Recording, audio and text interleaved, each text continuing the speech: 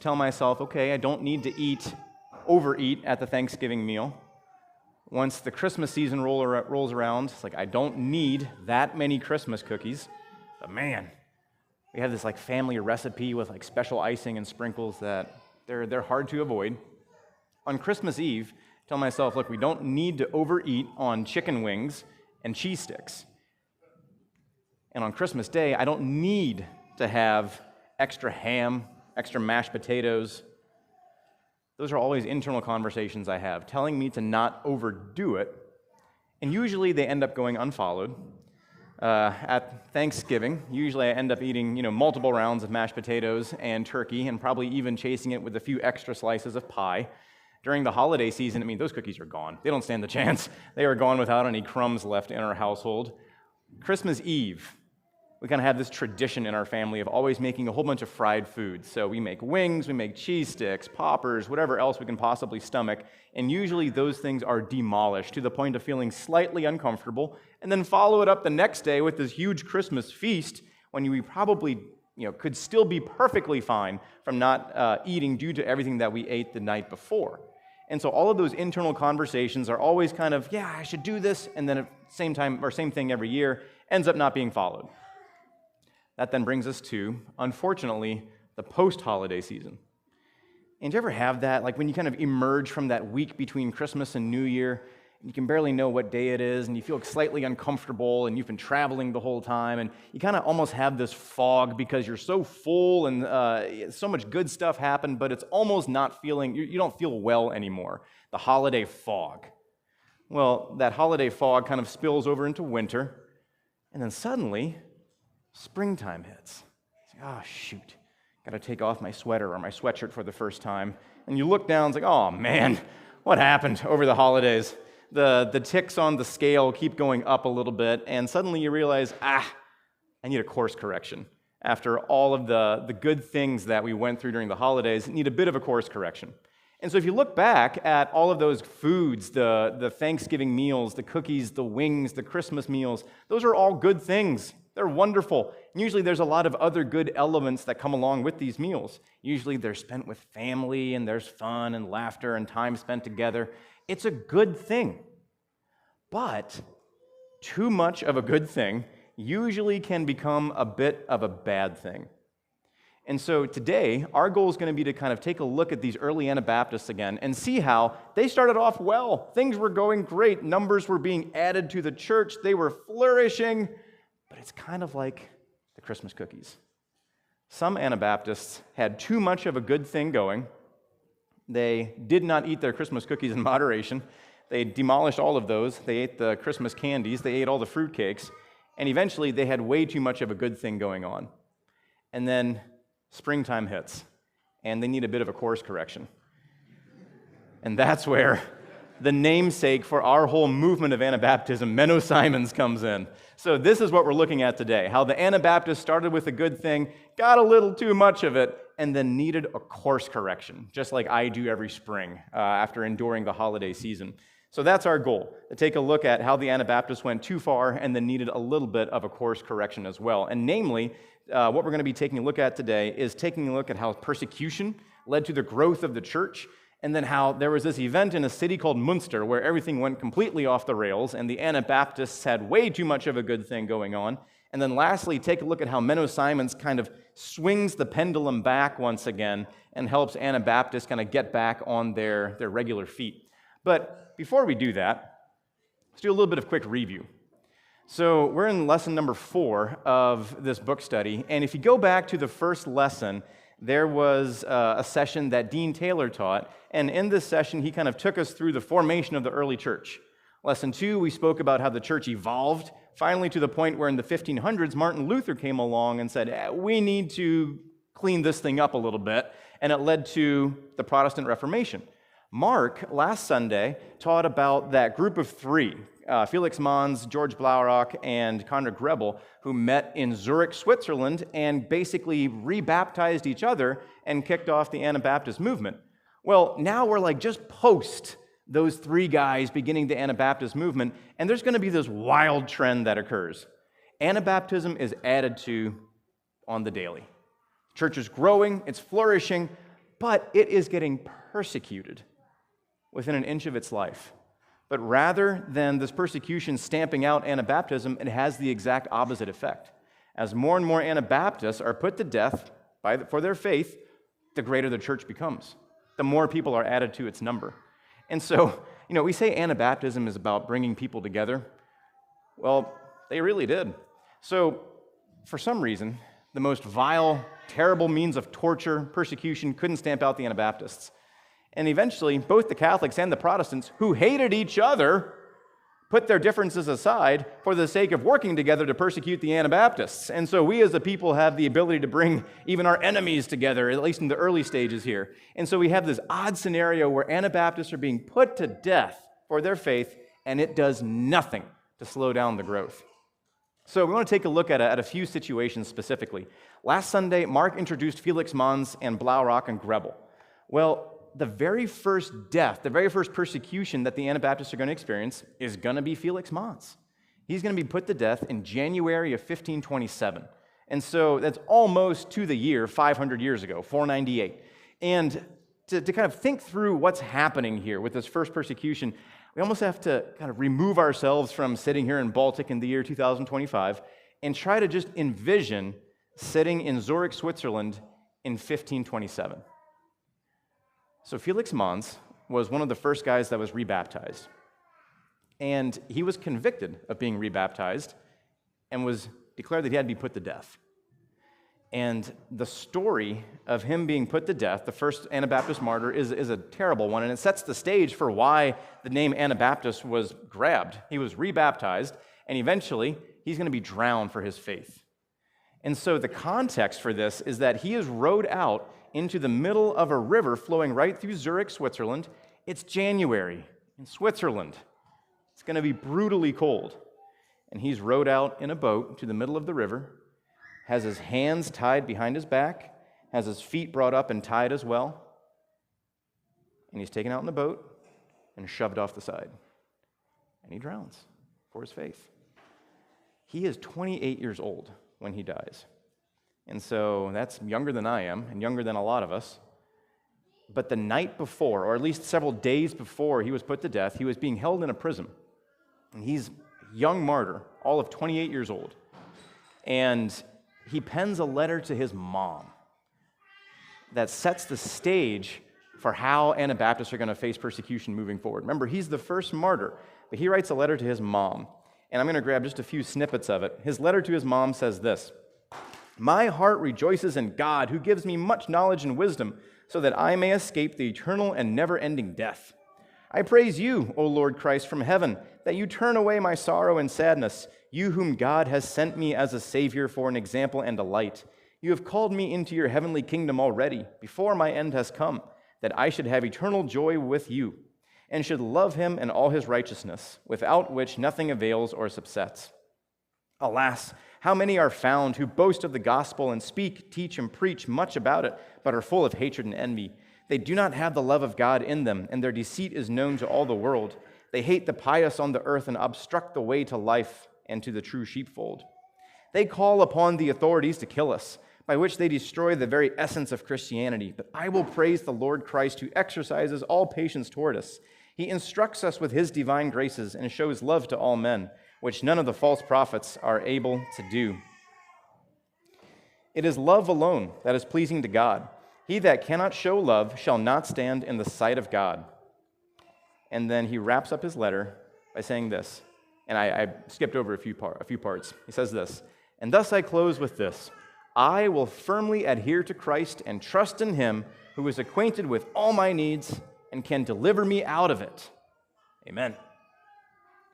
He wrote that January 4th, 1527. And the very next day, he was paraded through the streets of Zurich.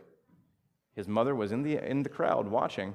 He's taken out, hands and feet tied, pushed into the river. And this persecution method became one of the main ones that was used to get rid of these Anabaptists. It was drowning. And so there was almost this term that was used. It was called the third baptism. All of these Anabaptists, the rebaptizers, experienced three baptisms. Firstly, when they were baptized as babies. Secondly, when they were rebaptized by choice. And then thirdly, when they were drowned for their faith. And so the third baptism became one of the main ways that these Anabaptists were killed. Now, coming back to the context here in Zurich in 1527, right after this, there's going to be this big meeting called a Diet at a local town in Switzerland there called Speyer. And at the Diet of Speyer, Anabaptism is declared a heresy by the church, basically saying, if you are practicing Anabaptism, it's okay for you to be put to death. And then the persecution really ramps up.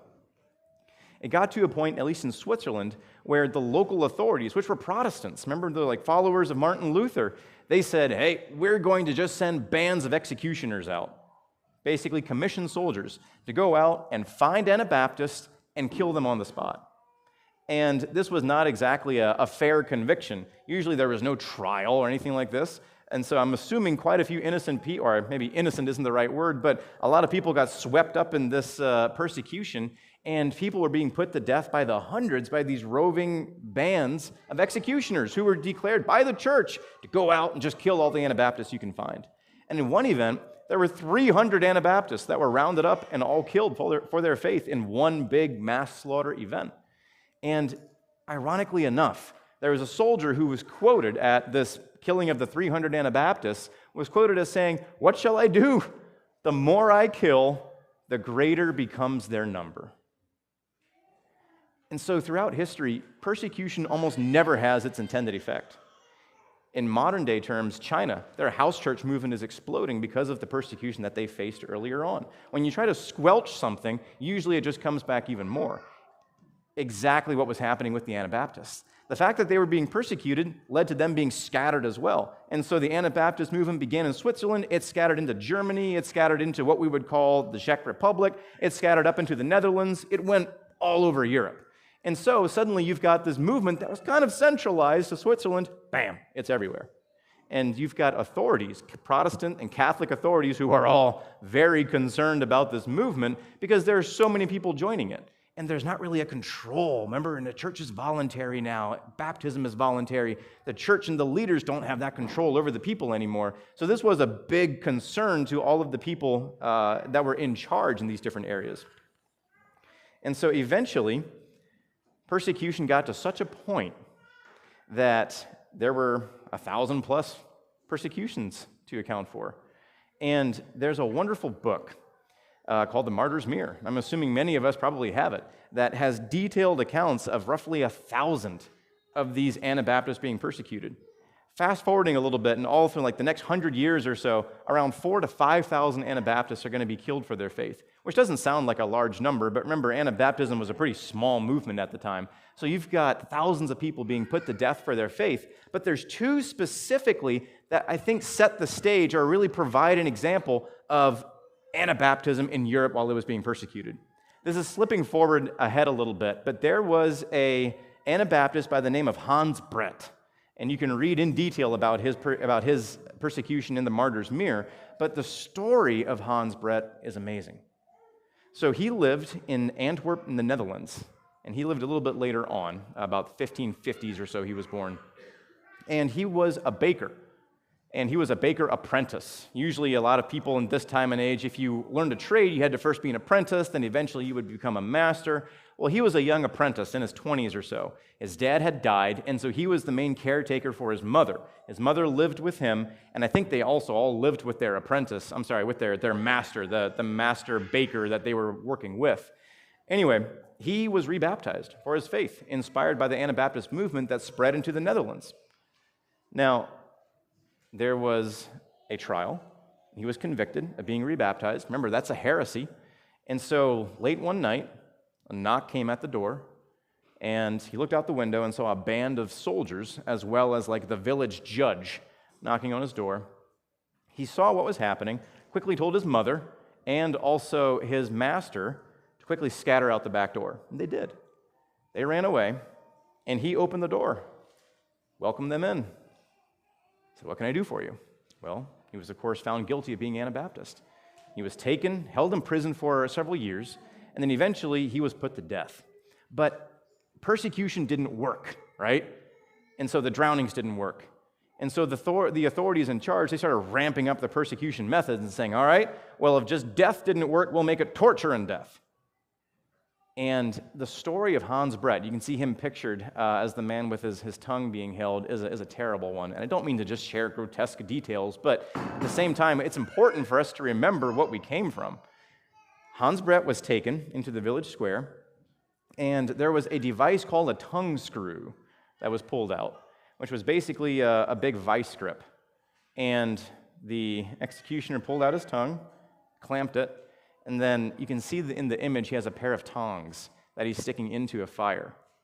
And so he heated it up to a certain degree, lifted it up to the tip of his tongue, burned it so that it swelled to such a point that he wasn't able to pull out his tongue out of the vice grip even when it was loosened. And you know why? Because he wouldn't stop evangelizing. So, all right, we'll take your tongue away. They did. And then after that, they took him to the stake, burned him. And so it wasn't just death alone that was putting away the Anabaptists, so they added torture to the recipe, and some of these people died horrible deaths. But he was a young guy. He was 20, put to death for his faith, and went to his death still evangelizing to such a degree that they had to use a tongue screw. Interestingly enough, this tongue screw survived. And his family to this day still, it's like a family heirloom. It's a terrible heirloom. But they hang on to this thing as like a symbol of what true faith looks like. Another story that every single Anabaptist and every Christian as a whole should know is the story of Dirk Willems. So Dirk Willems also lived in the Netherlands. And he was also convicted of being an Anabaptist, was tried, held in a prison. And while he was in a prison in the city of Asperen in the modern-day Netherlands, while he was in this prison, he was able to kind of makeshift a rope out of rags and some blankets that he had, makeshift a rope, threw it out the window, and supposedly he was kept in a bit of like a taller tower, climbed down this rope, and then ran away. And so the local authorities soon discovered this, and they started chasing him. And there was one guard specifically that was supposed to go catch him. He's running through, and again, for some reason in Europe, seemingly it's always winter. So this happened in January again. He's running through the woods around in their local town in the Netherlands, and he crosses a stream that was frozen over. Dirk Willems, this image doesn't probably do him justice, but he was pretty gaunt because of the fact that he was kept in prison with next to no proper nutrition for quite a while. I'm not sure how long. And so he's gone. He's skinny. He's light. He's running across this river, no problem. The guard who's chasing him was not kept in prison, so he had a little extra heft. Broke through. And so Dirk Willems has freedom right across the other side of the river, and he has his oppressor drowning right behind him. You could almost look like karma, Yeah, here's your second baptism, buddy. He turns around, goes back, pulls him out. The guard goes on record for saying, hey, I think we should let him go. He saved my life. Just go. Just don't give us any trouble. But the local authorities said no. They took him back, assuming took his rope, stuck him back into prison, and a little bit later, burned him at the stake as well. And the terrible thing is that according to the Martyr's Mirror, it was a really windy day when Dirk Willems was killed, and the flames just wouldn't go. They wouldn't get up to him. They would start the fire down low, and usually once the flames come up here, you're gone.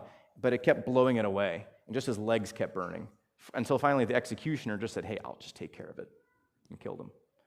And so you've got persecution that is terrible, but the church is flourishing. And so it's a testament to what persecution, and not only just persecution, but willingly facing persecution can do. Anabaptism spread all over Europe, and it was amazing. It was the Christmas cookies. Things are going well. We have a good thing going on. And unfortunately, this good thing going on went a little too far. So circling back now, going back to the 1530s or so, you've got Anabaptism spreading all over Europe. And one of the key things that the Anabaptism didn't have was a leader. You've got the Protestants, and they've got Martin Luther. You've got the Catholics, and they have the Pope. There's one defining figurehead that says, hey, this is what we do, and there's pros and cons to that. Anabaptism didn't have that. There was no defining person that said, this is what Anabaptism is going to be. I think Mark spoke about the Schleidheim Confession last Sunday, so there was a little bit of stuff, but there was no greater Anabaptist movement that said, this is how we're going to live, and this is what we're going to do and not do. And out of this rose some pretty wild Anabaptists. We often kind of think of maybe the Anabaptists as being pretty subdued and maybe a little boring almost. Well, not so in the 1530s. There were two movements that kind of broke out of these early Anabaptists, and those movements were called the Spiritualists, and they focused a lot on dreams and visions and prophecies, and that is a good thing, but it got a little out of control. Then there was a second group who was kind of spiritualist plus an extra 20%. They were called the Inspirationalists, and they believed that they had direct access to God, that God was speaking to them directly through the Holy Spirit. And again, that can happen, but at the same time, a lot of these things quickly spiraled out of control. So we're going to take a look at one instance specifically of an inspirationalist who took a message a little too far. So there was a city in what we call modern-day Germany called Munster. And if you're wondering, no, it's unfortunately not where Munster cheese comes from. Munster, I think, there's a French town called Munster where the cheese comes from. So same name, different cheese. Anyway, they are going to be a city that's going to be overthrown by an early group of Anabaptists. And these Anabaptists are going to basically hunker down and say, all right, this is where we're going to basically build the Anabaptist capital. An inspirationalist by the name of Jan Matthias took over Munster in 1532. And he was going to build this as the Anabaptist capital. But beyond that, he planned on this being where God's kingdom is going to be established. And when we say God's kingdom being established, I mean he believed that Jesus was going to come down and he was going to set up shop right here in Munster. And this is where the 1,000-year reign of Christ is going to come from, because he had that direct line of access to God. This is what's going to happen. Now, the story of what all happens inside the city gates of Munster is completely wild. So the Lutherans, Germany was a Lutheran area, the Lutherans opposed them, and they brought out troops, and they kind of laid siege around the walls of Munster, meaning they didn't necessarily attack it, but they just brought troops there and tried to cut off their food and water and stuff like that, and basically just wait them out. Well, Jan Matthias, remember, he had the direct line of access to God. He thought that God was telling him to go break the siege. But he was going to do it just like Jesus did with 12 disciples. And so on Easter 1534, Jan Matthias, the leader of Munster, and his 12 disciples all rode out on horseback. 13 people, that's all it was. Against, I'm going to guess, thousands of Lutheran troops laying siege around the city. They rode out in a siege of godly inspiration. They rode out, and I'm not sure what their game plan was, but somehow God was going to come and help them get rid of these terrible Lutherans. They rode out, sword in hand, promptly killed. And Jan Matthias' head was cut off and impaled on a stake so that every person inside Munster could see what was happening, could see what the results were of this. Well, this did absolutely nothing inside the city gates of Munster. In fact, out of them came another guy called Jan of Leyden. So another Jan, but different Jan. And Jan of Leyden, after Jan Matthias dies and has his head impaled, he says, all right, I'll take over. And he was an inspirationalist as well, and he was even wilder. He called himself King David. He's the iteration of King David here on earth. He essentially made Munster into a cult. There's kind of like this one thing that usually defines a cult. For some reason, whenever you hear about a cult, usually the leader somehow introduces polygamy. Well, that happened very quickly early on in Munster. And the reason was that there were a lot more women than there were men. And so they decided, well, there's going to just be more wives for each man as well. And so Jan of Leyden had 16 wives. He's an Anabaptist. Had 16 wives. And he's walking around calling himself King David. And according to some of the sources of what comes out of Munster, there were these people who would have these accounts of him suddenly going into a trance, and then he would come out and say, yes, God, I need another wife. That type of stuff. And so things were spiraling out of control, and they're still under siege. And so at this point, you've got no food, very little provisions for all these poor people living inside. And by the way, one of the main methods that these Anabaptists thought that they were going to be able to rule is by having a lot of children and raising them up. So you've got a lot of babies that are being born inside the gates of Munster, and there's next to no food. So there's accounts of people eating shoes just for the leather that was in it. They were eating mice. They were starving. And eventually Jan of Leiden actually sent the women and the children out into the no man's land between Munster and the troops and said, hey, maybe the troops will take you in. The Lutherans didn't take them in. And so these poor women and children are wandering back and forth, asking for either side just to take them and feed them, and basically neither side would. And eventually, it got to a point where the Lutherans, remember the main opposition, they actually got the Catholics to come help them, said, hey, let's put an end to this. And they rally everyone together, and they go storm the gates of Munster, and they essentially put to death all of the people that were the main opposition. They saved the women and the children, thankfully, but they came in and demolished this entire thing, and Munster fell in 1535, 3 years after Jan Matthias kind of established this whole Anabaptist capital. And there's this really intriguing thing, and I'm assuming some of you may have gone to Munster and seen this, but you have? Wonderful. Oh man, it's a bucket list item. And so, as a symbol to all of the people who are going to become Anabaptists, who are going to take a look at this movement, the Lutherans took Jan of Leiden and his 2 other top associates, and they killed them first, and they tossed their bodies in 3 cages and hung them high from the church building in Munster. 3 cages. And the intent was for the birds to come pick at their bodies and to serve as a symbol of what happens if you become Anabaptist. And those cages are still there to this day. The bones have been taken out, but the cages are still there as a symbol of what happens to you when you become an Anabaptist. And so this is now, unfortunately enough, what's happening in the early movement of Anabaptism. And so you've got all these preconceived notions, maybe this radical movement that this Anabaptist idea is. I mean, those assumptions are being solidified by what's happening in Munster. So you can kind of understand why people why some of the Protestants and the Catholics are saying, well, this Anabaptist movement's a bit of a terrifying thing. We don't want any of this. Let's get rid of it. If you're looking at Munster, that's a terrible thing. They overtook a city. They starved women and children. They introduced polygamy. It was a cult. And thankfully, Anabaptism wasn't a cult, and there were some other people who came along and helped kind of recenter this whole movement once again. So both of these people, Jan of Leiden and Jan Matthias, they were from the Netherlands.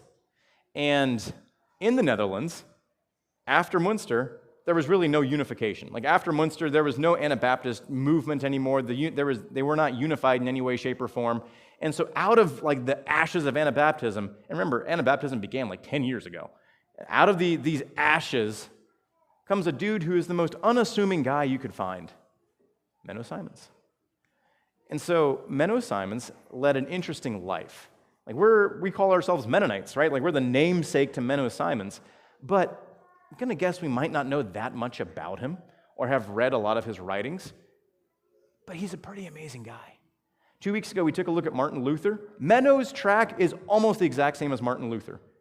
For example, the only difference is he's going to be living in the Netherlands, not Germany. He's going to be ordained as a Catholic priest in roughly 1515 or 1516. He's going to be ordained as a Catholic priest, and then while he's a priest, he's going to have his exact same issues that Luther has. Luther was perfectly fine being a priest until he cracked open the Bible. Oh, wait a second. Some of the things that I'm doing here are not necessarily prescribed in Scripture. Menno's going to have the exact same thing.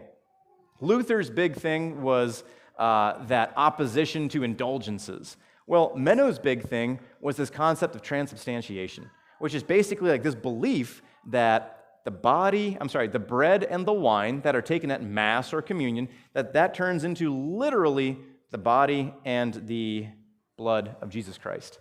That's a key Catholic faith. It's actually one that they still hold. Last year in May, Shannon and I had the privilege of going to the Vatican in Rome and actually going to a service that the Pope himself was officiating. And they gave you this book with every word that was going to be said and every song that was going to be sung, and you could follow along verbatim. And when it got time for Mass, there were these two little stars that were popping up right behind some text reading that went along with their Mass. And then right when we got to it, ding, ding, two bells rang out throughout the entire Vatican. And those bells were to symbolize when the bread and the wine actually became the body and the blood. And so going back 500 years, Menno Simon says, wait a second here, I can't find anything that actually says this. I think this is supposed to be figurative. And so to us, it might not be that big of a deal, but to Menno, it was a really big deal. And so his whole story is interesting as well because he's a priest. He's in charge of people's faith, and he didn't crack a Bible until 2 years into his priesthood. Then he starts looking and saying, wait a second, I'm not seeing anything for transubstantiation. So he starts reading the Bible, and then when he reads the Bible, his mouth probably falls open once he gets to the Sermon on the Mount and starts actually reading what Jesus said about how we should live. And then along with that, these Anabaptists are going to start spreading into his neck of the woods in the Netherlands. And while he's there, in the town next door to him, an Anabaptist is going to be put to death. He's going to be beheaded because of the fact that he was rebaptized. And so Menno looks at this and says, man, what on earth are these people doing, and why are they willing to actually have their heads lopped off for the sake of another baptism? And so he starts looking at this, and he starts saying, wait a second, I'm not finding any scriptural application for baptizing our babies. I think these Anabaptists are actually right. But here's where, and I think it's fair to say that Menno would kick himself. He doesn't do a thing. He continues being a priest for another 12 years. Even though internally he does not agree with the Catholic Church, he agrees with the Anabaptists, but he stays with them because of the fact that being a priest was a pretty easy gig. You got a good job, you got good pay, you had plenty of leisure time, and you kind of got some status in the town. So for 12 years, he just continues on with life as normal. Doesn't really believe it, but doesn't actually go as far as joining the Anabaptists. And so finally, though, there's going to be an event that kind of brings it to a head. His brother is going to join not Munster, but another group of Anabaptists living in the Netherlands. They decided, hey, that Munster thing almost worked. Maybe we can do it too. And so they overtake a monastery and say, all right, this is where Jesus is going to come. Bam! They're promptly all killed by the local authorities who say, nope, we're not having another Munster. Menno's brother was one of them. He became an Anabaptist, was killed because of this the Anabaptist movement being led a little bit astray. And so Menno could have swung the other direction, said, oh, okay, I'm having nothing to do with this whole Anabaptism thing. But he actually looks at it and says, hey, what you guys believe is really good. What you're doing is lunacy. And so he according to him, dedicates the rest of his life to saving the poor, misguided sheep, as he called all of these early Anabaptists who had a good thing going, ate too many Christmas cookies, right? Too much of a good thing was becoming a bad thing. Your application of your faith is terrible. And so finally in 1536, he takes that big step and he says, all right, I'm done with the Catholic Church. And he actually physically breaks away, leaves his job, and becomes an Anabaptist. He's going to be baptized. Firstly, he writes of the night that he comes to the end of himself. And he says, all right, I'm done. I can't do this anymore. And what he writes is beautiful. He wrote this: my heart trembled in my body. I prayed God with sighs and tears that he would give me, a troubled sinner, the gift of his grace and create a clear heart in me, that through the merits of the crimson blood in Christ, he would graciously forgive my unclean walk and ease-seeking life and bestow upon me wisdom, candor, and courage, that I might preach his exalted and adorable name and holy word unadulterated and make manifest his truth to his praise. There's some powerful language in that wording, that he would graciously forgive my unclean walk and ease-seeking life. Remember, he didn't take the step for 12 years because he wanted his paycheck, he wanted his leisure time, and he wanted his status. So finally, after his brother dies, he says, all right, I've waited too long. And he takes the step to save the poor, misguided sheep. He's going to be baptized by a guy named Obi Philips. And interestingly enough, for some reason, the Anabaptists who were still in the Netherlands at the time, they essentially just took up the name of whoever their leader was. And Obi was kind of like the de facto leader in the Netherlands at the time. And so interestingly enough, Guess what the Anabaptists were called when Obi Phillips was the leader? Obites. Obi Phillips is going to baptize and actually ordain, most likely, Menno Simons. And after this, he's going to become a little disillusioned. A few years later, he said he just can't deal with the persecution. Like, we're right in smack in the middle of persecution, tongue screws, beheadings, all that stuff. And Obi Phillips says, I'm done. And he actually leaves Anabaptism. And so in that vacuum, Menno Simons kind of becomes the de facto leader because he's educated, he's a good writer. Remember, he was a priest. And so he steps into that vacuum and he becomes the leader. Mennonites. Actually, they were called Mennists for a while, but eventually Mennonites kind of became the de facto term. And so it's a name that we just kind of take for granted. That was just kind of a name that they just slapped on whoever was the leader at the time. So Mennonites, all these Anabaptists living in the Netherlands became Mennonites. And so Menno, for the next 25 years, he is going to be the leader of Anabaptism. And remember, this is like post-Munster. He starts kind of getting everyone together. He's the personal trainer in the springtime after you ate too many cookies. He starts shedding some of the fat and saying, all right, guys, we got to calm this thing down. This is what we're going to believe. This is what we're going to do. And he basically gets Anabaptism, at least in the Netherlands, back on track. And so for the next 25 years, he's an outlaw. He's going to move all over the Netherlands and northern Germany, preaching and baptizing. But he never stays at one place too long because there was a bounty on his head. Basically, if anyone could catch him and kill him, they would earn 100, whatever their version of currency was at the time, and that was a very solid pay. And so he's an outlaw for the next 25 years. He travels from place to place, preaching, teaching, baptizing, and then along with that, he wrote a lot. Now, Menno Simons was not that great of a writer, but the stuff he wrote was very good.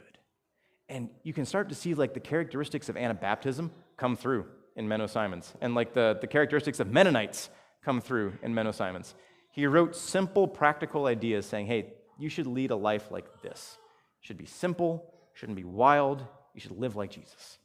So he wrote these simple pamphlets, just like Martin Luther did, scattered them all over Europe, and he ended up having quite a major following, all while he's on the run. Somehow, while he's evading capture and writing and teaching and preaching and baptizing, he gets married to a woman named Gertrude, and they have 3 kids. And so somehow, Menno and Gertrude and his family, they just keep on. They're on the run the whole time, just constantly cruising all over the place. And sadly enough, there is a wake that Menno Simons leaves wherever he goes.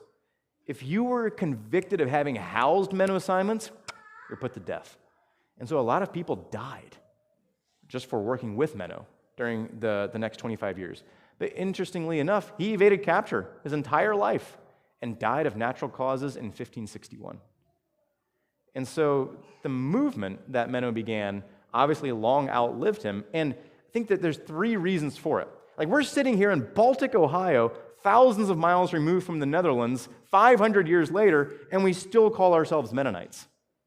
And Menno Simons, we can't put words in his mouth, of course, but I would assume he would probably be like, guys, you're missing the point by calling yourselves Mennonites here. It's I appreciate it, but he was not this esteemed figure who wanted a lot of praise and recognition for himself. He let that go when he left the priesthood. But there were 3 things that made Menno Simons stand out. Firstly, it was his character. We're in the post-Munster era here, where Anabaptists are scattered all over. There's some wild fringe groups.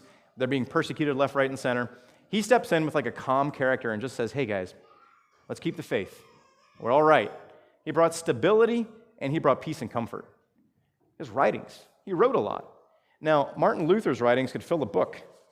Here's a little book called Menno Simons' Life and Writings. It's a pamphlet. He didn't write nearly as much as what other major theologians and church leaders did at the time.